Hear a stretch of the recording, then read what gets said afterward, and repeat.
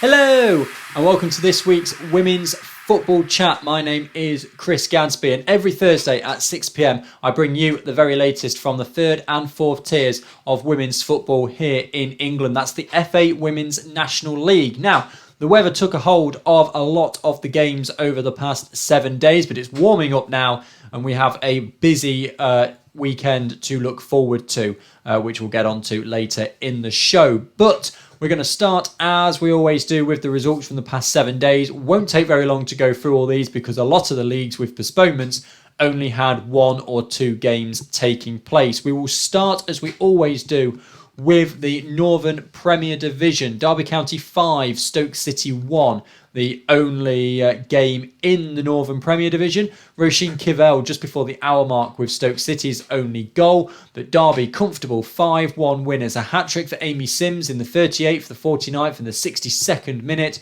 Also goal from Rebecca McGrother and Camille Jenkins in the 5th minute of added time at the end of the second half. Convincing victory for Derby in the end. It doesn't actually change the table at all though. Derby County, then, they remain in 4th. They are now 5 points away from the top. Nottingham Forest at the top of the table, joint with Wolves. But Derby have played 2 games more than Forest. And they are still 5 points back. So, of course, anything's possible. Second half of the season. If you look at the likes of Forest and Burnley, they haven't actually reached Huddersfield as well. Haven't actually reached the halfway point of their season yet, which is remarkable given we're at the end of January. And they aren't actually halfway through the season. And, of course, the teams that do well tend to go far in the cup competitions. It pushes everything else back. But that is a discussion for another day. Southern results, just the one game that was scheduled, London Bees against Ipswich Town, a lot of County Cup in the south this weekend. Ipswich winning by 2-1. All the goals coming in the second half in this one. Eleanor Finnenan getting the only goal for London Bees. Sophie Peskett and Natasha Thomas, the 2 goals for Ipswich Town. It means they go up 1 place in the table. They are now above Watford, but Watford have 2 games in hand on Ipswich and indeed Oxford at the top of the table. That is the only move. London Bees remain 4 points above the relegation zone, but they have a game in hand over Crawley Wasps, who are currently at the bottom. Plymouth Argyle, 4 points behind them, have played the same number of games. Again, Southern Premier Division, we're pretty much at the end of January now, and only 5 of the 12 teams have actually reached the halfway stage of the league. We've got a very busy few months coming up, and I'm glad that I can bring all of the results and fixtures to you on the Women's Football Chat. Now let's go to Division 1 North. Just the one game. Barnsley against Northern Stockton Ancients and Bradford against Chorley was postponed. So top of the table, Durham Sestra got a 2-0 away win at Middlesbrough. Jordan Atkinson, just after the half-hour mark, put them in front. Poppy Pritchard, 8 minutes from the end, doubled their advantage. They kept the clean sheet away as well. They're now 4 points clear of Newcastle United at the top of the table. Newcastle United have a game in hand, so they could reduce that gap to 1, as could Barnsley, whose game was postponed. They now have 3 games in hand over Durham Sestra. They are 10 points behind them. Of course, 3 games in hand, they could reduce that to 1 as well. So Division 1 North could get very interesting towards the end of the season. So make sure you stay with us and keep your eye on that. Let's go to Division 1 Midlands. Division 1 Midlands, Long Eaton United against Sheffield was postponed. Northampton Town, great victory for them, a 2-0 win over Lincoln City. And this was despite going down to 10 as well. Beth Artemu sent off. But a brace for Jade Bell just after the half-hour mark. 33rd and 36th minute, quick-fire double, gave Northampton a 2-0 victory. And they were able to hold on to it throughout the course of the game. Only 2 substitutes available and used by Lincoln City. Maybe that had a bit of an impact as well. But a great result for Northampton Town. It's leapfrogged them up the table, which you'll see in a moment. Solihull Moors getting on the right side of a 6-goal game against Sporting Cowser. Cowser, I haven't got times for the Solihull Moors goals, but Cowser scored early on, 5th minute, Olivia Woolston. So it looks as though they may have taken the lead. And then Beth Gallagher, 9 minutes from time with Sporting Cowser second. There's a goal right at the start, goal pretty much towards the end of the game for Cowser. Zoe Creaney, Jess Howard, Rebecca Knight and Abby Burton getting the goals for Solihull Moors to give them the 4-2 victory. It helped Solihull Moors out as well. They go up 2 places. They're now second in the league. They are 7 points behind Stourbridge, but with a game in hand. Lincoln City, Doncaster Rovers, Bells both drop a place because of Solihull Moors' victory. Lincoln City, far more games played than the teams around them. They've like Doncaster Rovers, Bells, for example, 1 point behind Lincoln City, but they have 5 games in hand over the Lincolnshire side. And then towards the bottom, I said it was a good victory for Northampton Town. They are up 4 places from 11th up to 7th. Peterborough United, Wem Town, Sheffield and Leek Town all drop a place because of Northampton Town's victory. Just 2 points separating 11th in the relegation zone from 7th mid-table. So it could be very interesting towards the end of the season. Division 1 Midlands could well go down to the final game. Division 1 South East then. 2 fixtures to talk about. No games last week, of course. A lot of teams in the County Cup. But 2 games to talk about. We'll start at the top there. Norwich City against AFC Wimbledon. Second against third. A lot of injury time at the end of the first half, and Hannah Billingham took full advantage for the visitors. The 9th minute of added time, she scored to put them in front at half time, but Natasha Snelling got one back for Norwich City in the second half, and it finished 1-1. Great result, well, for neither of those sides, but for #United. We'll get onto that when we look at the table in a moment.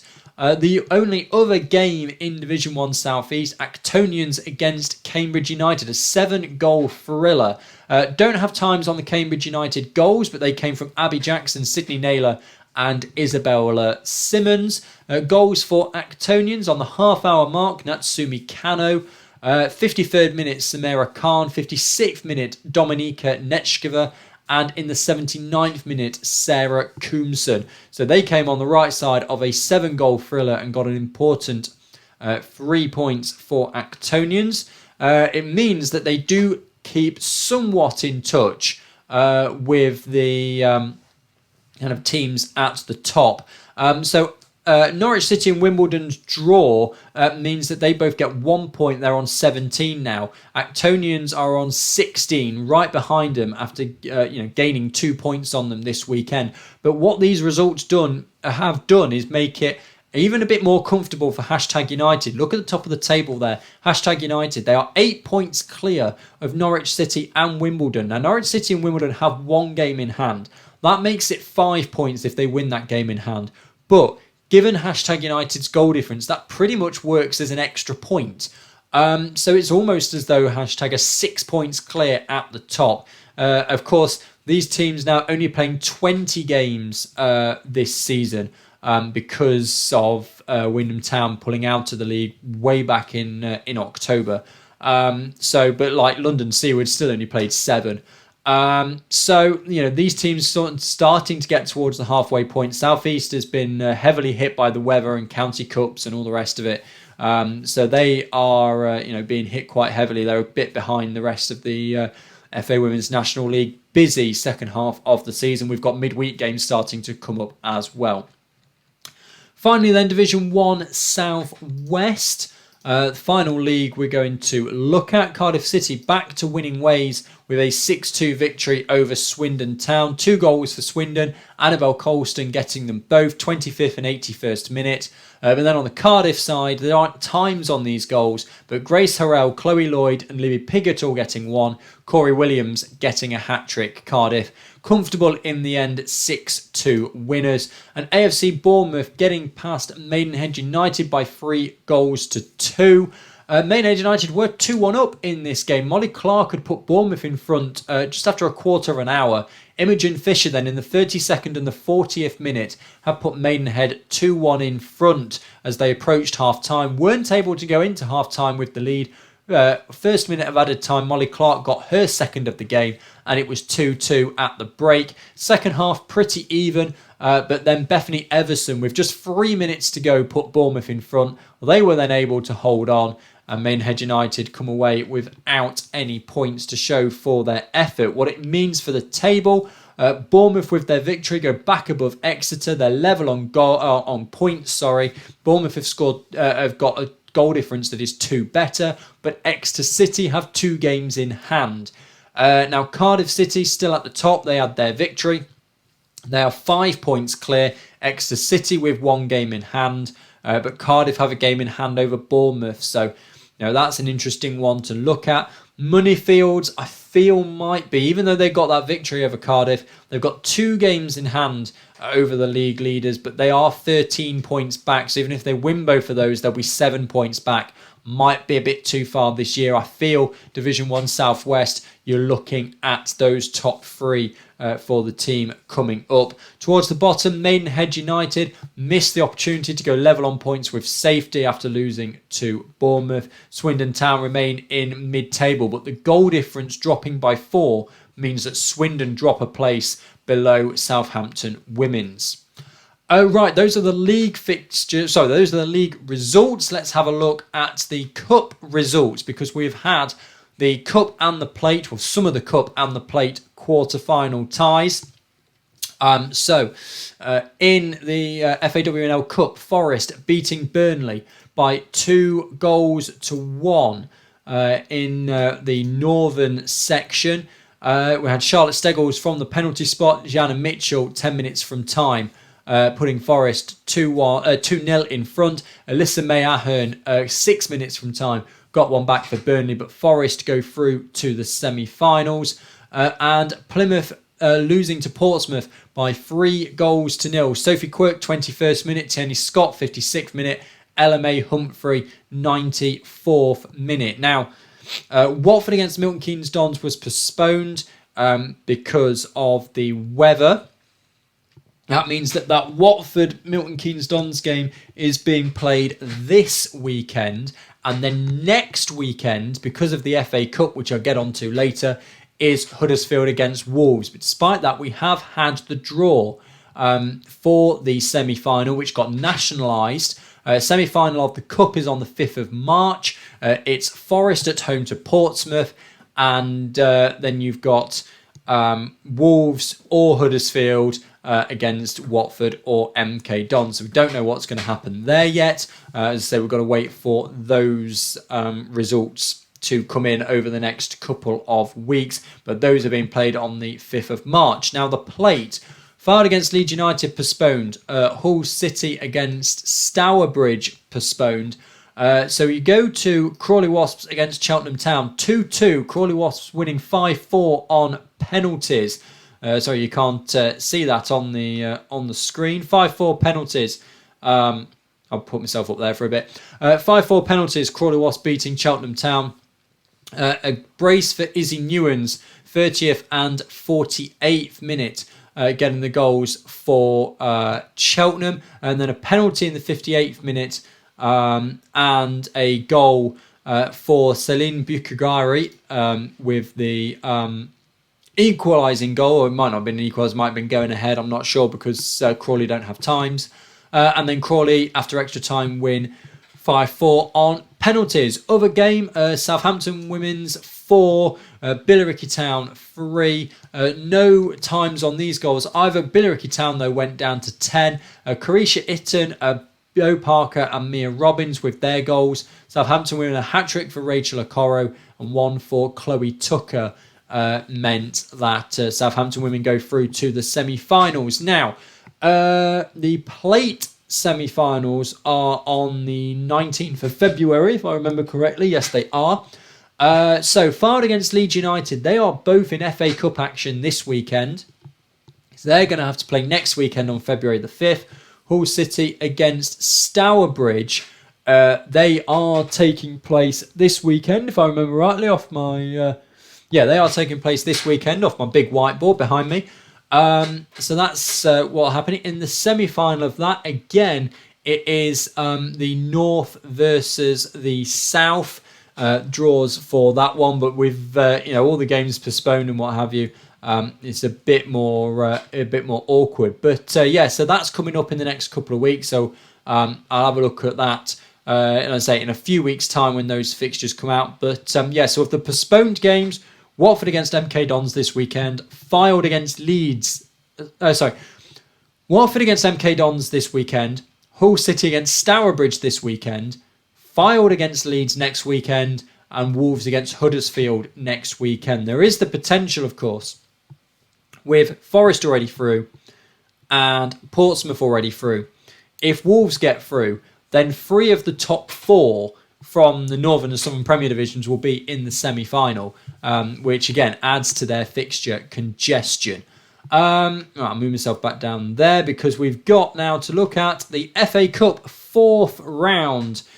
These are fixtures now we're going into this weekend. As I said, I'm going to keep covering the FA Cup as long as there is an FAWNL side in it, which will be at least the next round. We are guaranteed one FAWNL side in the 5th round of the FA Cup this year. But Durham Crystal Palace, Tottenham Hotspur, London City Lionesses, Manchester City Sheffield United, Sunderland Manchester United, Chelsea Liverpool, Everton Birmingham City.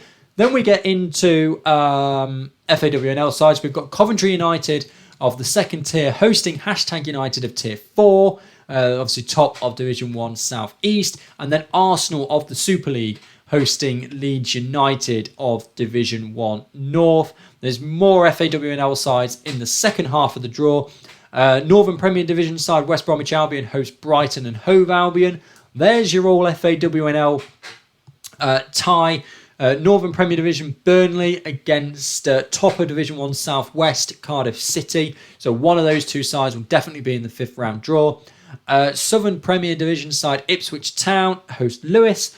Wolves of 2nd place in the Northern Premier Division take on West Ham United of the WSL. 3rd in the Division 1 South West AFC Wimbledon host Championship side Charlton. Then top of the Southern Premier Division Oxford United are away at Bristol City. Leicester City take on Reading. And then Fylde of the Northern Premier Division are away at Aston Villa. That's the FA Cup. As I said, I will also cover that next round because we're guaranteed to have an FAWNL side in it. Let's go to the league then. So we've got Bournemouth St Michael's against Brighouse Town. They tried to play it in Brighouse last weekend, didn't happen. This is the reverse fixture being played at Boldmere. That's 9th versus 11th. Brighouse with a win could get themselves out, or well, would get themselves out of the relegation zone. Huddersfield Town take on Nottingham Forest. This is Forest's game in hand over Wolves. Huddersfield Town in 5th. If they were to beat Forest, that would pull them right back into the title conversation because they would be with 10 games played on 20. Forest would be 11 games played, 25. So Huddersfield still with a game in hand could put themselves, of course, right into the conversation again. Liverpool fed to take on Derby. That's 8th versus 4th. Southern Premier Division, Billericay Town against Cheltenham Town. That's 5th against 6th. Mid-table battle there. Billericay Town, though, well, they can get themselves up to 4th unless it's a huge victory because of the goal difference. Cheltenham Town can just increase that gap towards the top 5, but more importantly, increase the gap to possibly 10 points to the relegation zone. And for a first season in the Southern Premier Division, both those sides doing very well. Bridgewater United against Portsmouth. That is 7th against 2nd. Portsmouth will have played a game more than Oxford after this weekend, but they could reduce that gap to 2 points. And Crawley Wasps against London Bees. That's the big one. It's 12th against 10th. If London Bees were to win it, then they would put themselves 7 points clear of the relegation zone. Division 1 North, 3 games. Bradford City against Stockport County. That is bottom of the table, Bradford against 4th place, Stockport County. Bradford guaranteed to be in the relegation zone after Sunday, but they may not be bottom. Durham Sestra take on Barnsley. That's an important game at the top, 1st against 3rd. If Barnsley win that, that really will increase their chances of getting back up towards the top when they play their games in hand. If Durham Sestra win it, just makes it a bit more difficult for Barnsley. Merseyrail against York City, 11th versus 9th. 4 points separate them. Merseyrail again can't get out the relegation zone with a win, but they could make it a bit easier for them. They would then just be 1 point away from safety. Division 1 Midlands, 5 games. It's almost a full programme. Division 1 Midlands then, Doncaster Rovers Bells against Solihull Moors. That is 4th against 2nd. Of course, Stourbridge not playing in the league. This is one of their games in hand for both sides over Stourbridge. So kind of similar to what Hashtag had with Norwich and Wimbledon last weekend. A draw is probably the best result for Stourbridge in that one. Doncaster Rovers Bells could do with a win though to get themselves a bit closer. Solihull Moors 7 points away at the moment. A win would do them a world of good to try and catch Stourbridge, and a loss for Doncaster Rovers Bells might just make them a bit too far back. Leaford Athletic against Sheffield. That is 6th against 10th. Leaford firmly in mid-table. Sheffield only out of the relegation zone on goal difference at the moment, so an important game for them. Peterborough United against Long Eaton United. That's 8th against 12th. Long Eaton United already 6 points away from safety. Northampton Town just 2 points from safety. As we mentioned earlier, Division 1 Midlands so close in the bottom half. Wem Town against Sporting Calza. That's 9th against 5th. And Leek Town against Lincoln City. That is 11th against 3rd. Now, of course, Leek Town could do a Northampton. If they were to beat Lincoln, which Northampton did last week, then they could jump 4 places up, and it's going to move so much throughout the second half of the season. 2 more to go through then. We'll go to Division 1 South East. 4 games to talk about there. Actonians against Chesham United. That is 4th against 9th. Ashford Town take on Cambridge City. That is 5th against 10th. Cambridge City is 3 points away from Hounslow. Hounslow not playing again this weekend. They've got to have, I think, their 3rd attempt at playing a County Cup game. London Seawood against Norwich City is 6th against 2nd. And Queen's Park Rangers against Cambridge United is 8th against 7th. Those sides, because of how Cambridge City and Hounslow have been doing this season, and because there is only one dropping out of Division 1 South East now, I think anybody Chesham United and above with a 9-point gap is safe in Division 1 South East. The key is going to be those games, and neither of them have been played yet, between Hounslow and Cambridge City. Those 6 points could decide it. If Hounslow were to win both of those games, then they'd go out of the relegation zone. Cambridge City could be in it. If Cambridge City win both of those games, well, then it's a 9-point gap, and you kind of struggle to see any way back for Hounslow, particularly with a minus 100 goal difference. Finally, 5 games to talk about in Division 1 South West. Almost a full programme there as well. Of course, without Cardiff City, who are in the FA Cup. So AFC St Austell take on Chelsea. That's 12th against 7th. AFC St Austell could really do with another victory. They were so close on a few occasions. Just one to their name so far this season. Bournemouth against Keynsham Town. That is 2nd against 9th. Bournemouth with an opportunity to close up on Cardiff, but then they will have played 2 games more. Exeter City against Southampton Women's. This is Exeter City's game in hand on Cardiff. A victory for them would put them only 2 points behind. Southampton Women's in 5th. They could go up to 4th. Maidenhead United against Portishead Town. Maidenhead United probably going to still be in the relegation zone unless there's a big victory and other results go their way. That's 11th against 9th. They could pull themselves level. It depends what happens between Moneyfield and Larkhall Athletic. Moneyfield's in 4th. Again, one of their games in hand on Cardiff. They really need a win. And Larkhall Athletic in 10th at the moment. If Larkhall lose that game, Maidenhead United win their game against Portishead Town, you could see that switch. The goal difference is 6 at the moment, so it only takes a 3-goal swing in each game, and that could change around. Maidenhead United do have 2 games in hand over Larkhall Athletic as well. That will do it for this week's Women's Football Chat. Thank you very much for joining me. As always, if you'd like to get involved with the show, you can message me on Twitter at Chris_Gadsby. And I always say, keep supporting your local women's football team. Do check before you travel at this time of year, but I think we're going to be okay this season. Unless there's a lot of heavy rain and it becomes waterlogged, but that's not on the cards, particularly in the East Midlands anyway. So we should get a full programme in. Of course, if your team's in the FA Cup, best of luck. Hopefully we can have a shock or two along the way. Thank you very much for watching and or listening. And goodbye.